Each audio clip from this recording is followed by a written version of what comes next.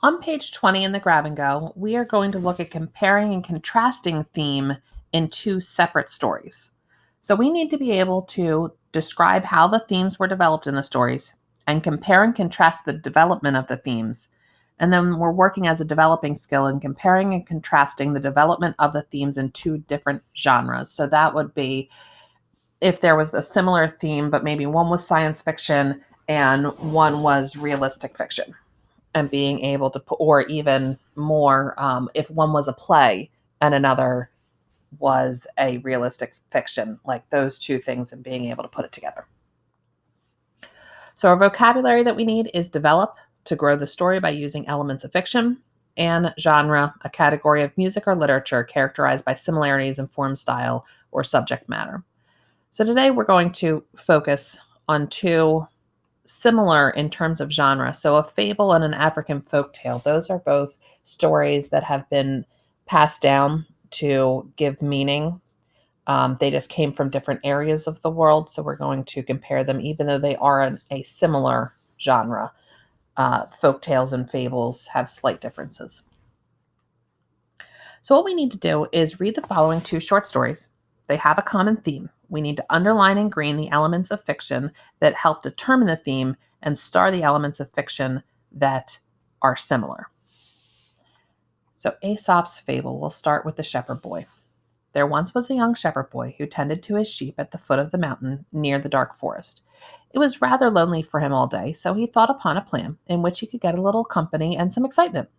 He rushed down towards the village, calling out, "Wolf, wolf!" and the villagers came out to meet him, and some of them stopped with him for a considerable time. This pleased the boy so much that a few days afterwards he tried the same trick, and again the villagers came with his help. But shortly after this, a wolf actually did come out from the forest and began to worry the sheep. The boy, of course, cried out, "Wolf, wolf!" still louder than before. But this time the villagers, who had been fooled twice before, thought the boy was again deceiving them, and nobody stirred to come to his help.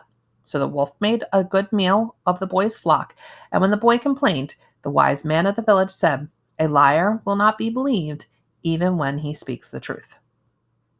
So clearly, out of my themes, honesty is what's jumping out to me. So if I look here and I look for the elements of fiction, so there once was a young shepherd boy who tended his sheep.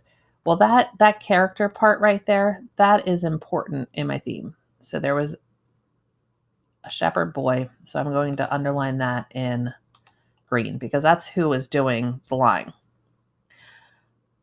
It was rather lonely for him all day, so he thought upon a plan which he could get a little company and some excitement. So this is why he's doing it. It's his motivation. So I will highlight that as well. He rushed down towards the village, calling out, "Wolf, wolf." So right there is the lie itself. The villagers came to meet him. They stopped for a considerable time.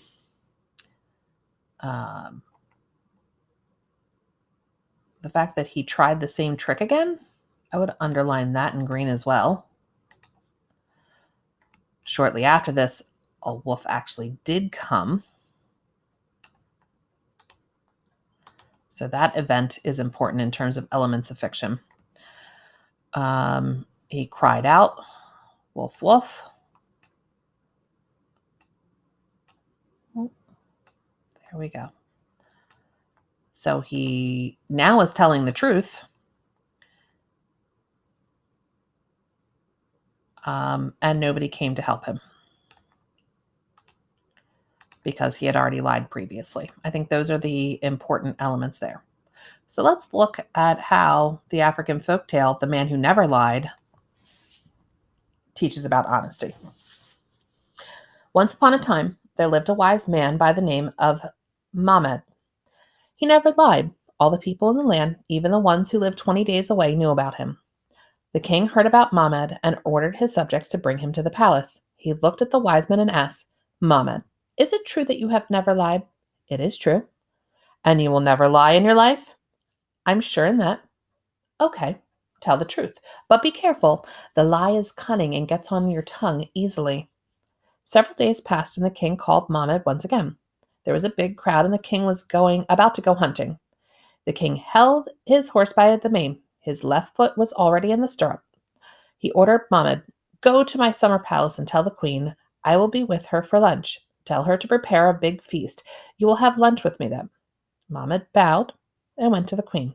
The queen laughed and said, "We won't go hunting, and now Mahmud will tell a lie to the queen. Tomorrow we will laugh on his behalf." But the wise Mahmud went to the palace and said, "Maybe you should prepare a big feast for lunch tomorrow, and maybe you shouldn't.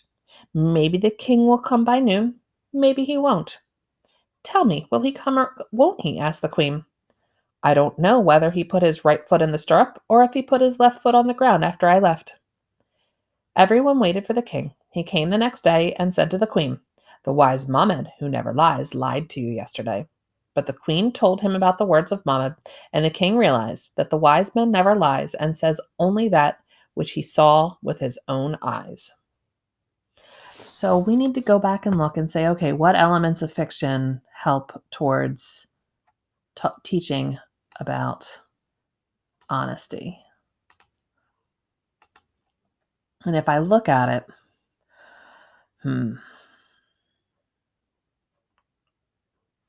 so I'm going to take Mahmud, he never lied, because that tells me about the character.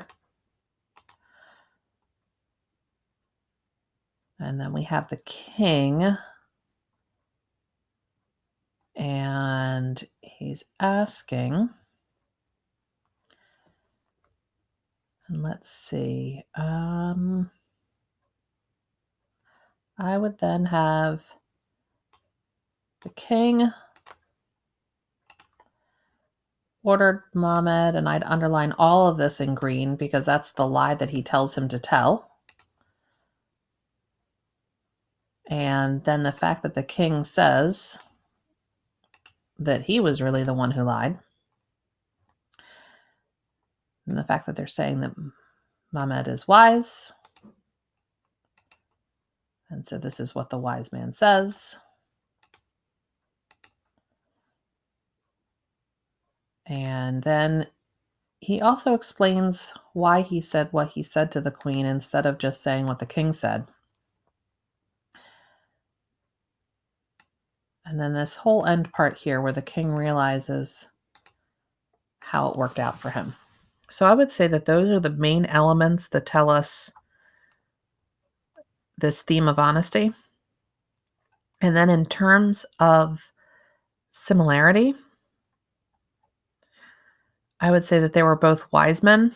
And right here, I would then go ahead. Let's see if I can't find a star. Oh, that's as close as I can get to a star. So we have a wise man there.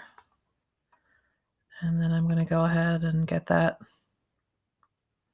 sun star again here and show how wise the wise man was there.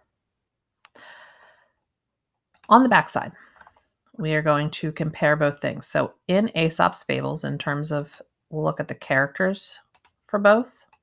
So we have the shepherd and the townspeople, where here we have the wise man, Mahmud, the king and the queen are the main people. The problem is the shepherd keeps lying to the town about there being a wolf. And here we have a wise man that doesn't lie, and the king wants to catch him in a lie. And then how it's solved.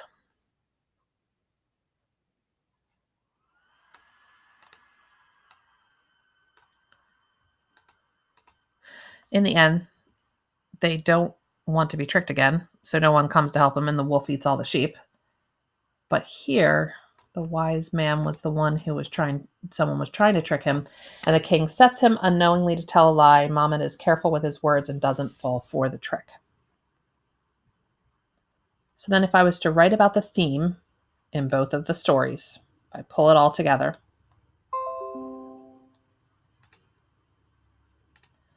In both stories, the theme is not that we should be honest. In Aesop's fable, the shepherd boy, the boy doesn't tell the truth when it is safe.